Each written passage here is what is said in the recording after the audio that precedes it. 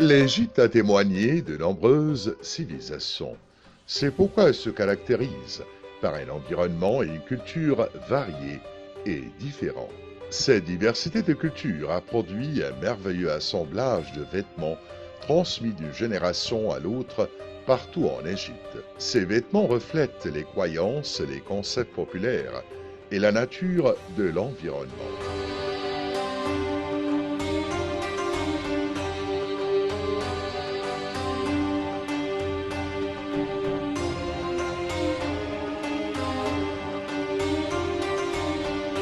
Les bijoux sont représentés dans toutes les civilisations anciennes et modernes. Ils ont pour objectif d'embellir et de décorer. Les hommes et les femmes les portent pour montrer leur richesse et embellir leur physique.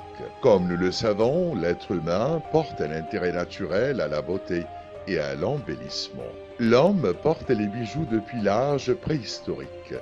La preuve est la présence dans les tombes néolithiques des 5e et 4e millénaires avant Jésus-Christ. De perles, de bracelets, de bagues, de pendentifs en pierre colorée, en or, en ivoire ou même en argile.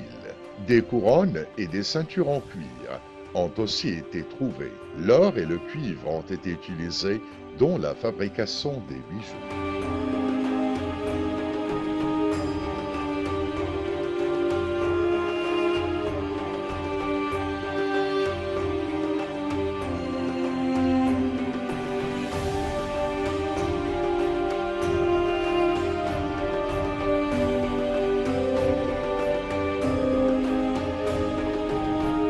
Les statues des dieux dont les temples portent également des bijoux. Des bijoux sont gravés sur les parois des temples, des tombeaux et des cercueils. Le port des bijoux a évolué avec le temps.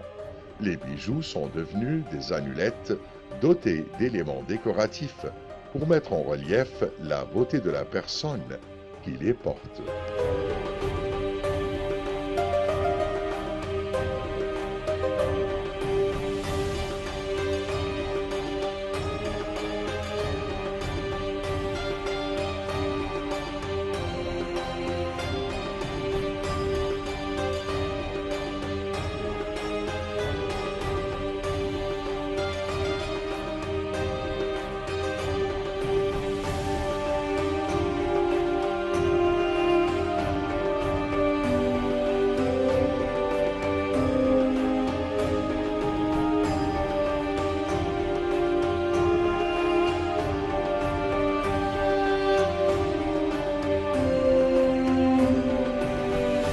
Le musée de la civilisation à El Fostat incarne le développement de l'industrie des bijoux en Égypte jusqu'à l'ère moderne.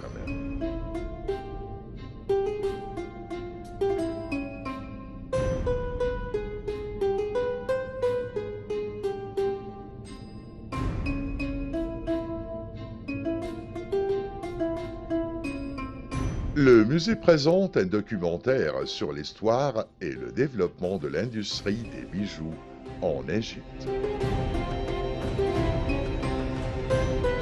En Égypte antique, l'or était le métal précieux préféré des anciens Égyptiens. Ce métal a bien sûr un aspect éclatant. Il y a deux types de bijoux. Les bijoux utilisés dans la vie quotidienne et les bijoux funéraires utilisés pour l'au-delà. Mais la plupart des bijoux étaient des bijoux religieux utilisés comme amulettes, comme le signe d'Ankh, qui est une source de vie dans l'au-delà. Il y a aussi des idolâtries faites en or, comme celle d'Horus.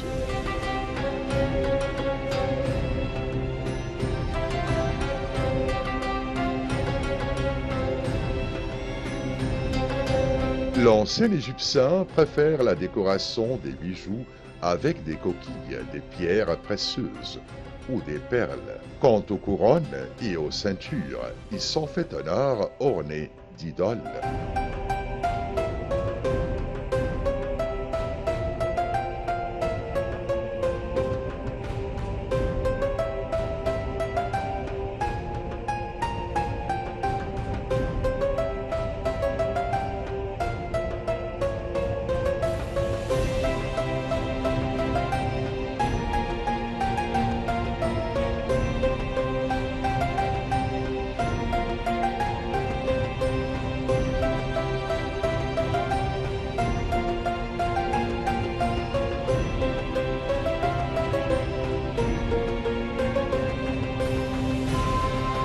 Les bijoux sont variés, de larges colliers avec plusieurs rangées de perles ou de silix qui se terminent par une extrémité en forme semi-sphère. Ils couvraient le haut de la poitrine. Un deuxième type fabriqué de perles en rangées. Il se trouve également des ensembles séparés chacun de l'autre par des rubans de différentes couleurs. Un troisième type se termine sur les deux côtés par un bijou sous forme de tête de faucon à la place de la semi-sphère faite en métal ou en silex.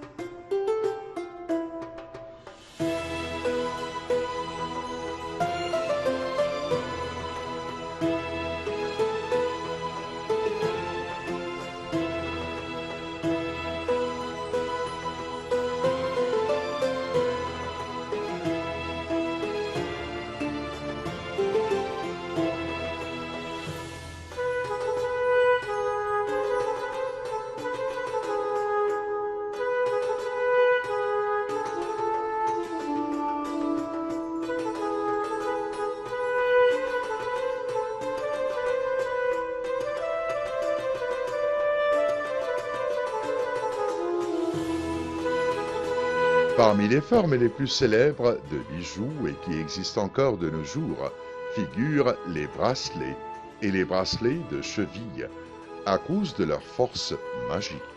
Le bracelet entourait le poignet ou bien il était porté sur le bras pour former un cercle magique. C'est aussi le cas des bracelets de cheville.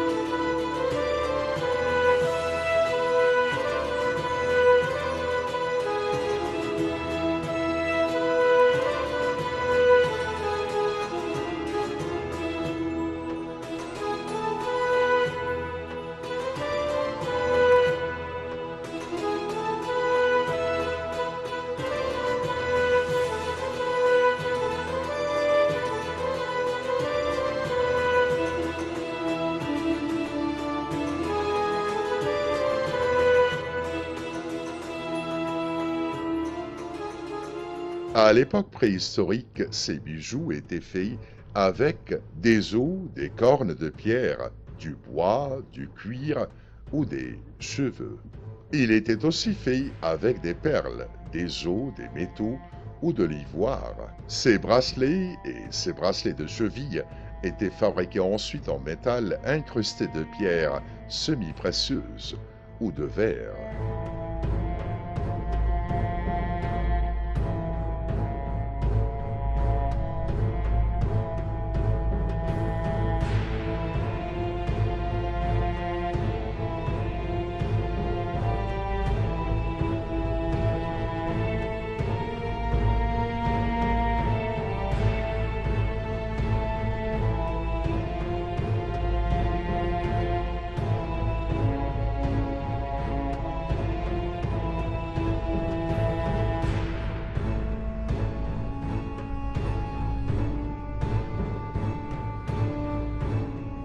Ces bijoux étaient utilisés dans la vie quotidienne, comme décoration et comme protection, ou bien ils étaient placés avec le défunt dans la chambre funéraire. Il était peint sur les parois des temples, sur les cercueils, ou était porté par les personnes. Quant aux bijoux que l'on portait sur la tête, il y avait parmi eux des couronnes faites avec des branches d'arbres et des fleurs. Il y a aussi des rubans en tissu pour attacher les cheveux et les empêcher de tomber sur le visage pendant le travail, et aussi pour la décoration.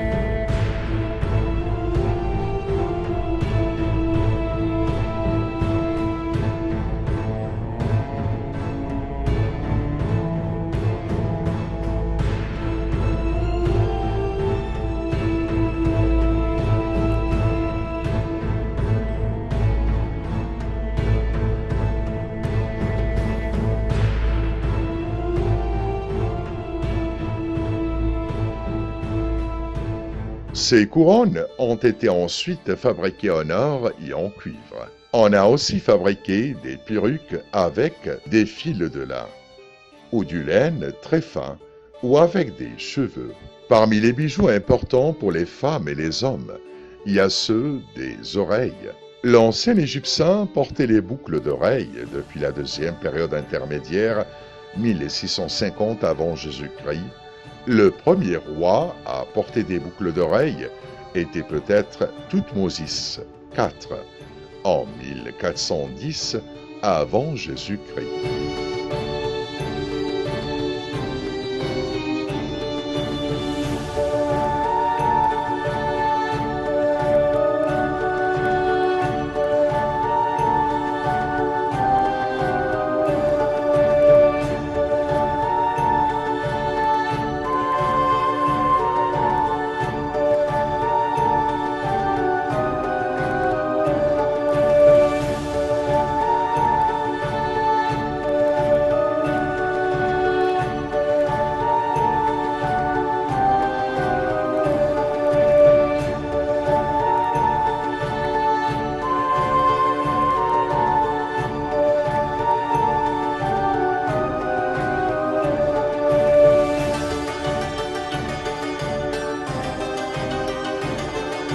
La preuve est le lot percé de l'oreille d'une momie.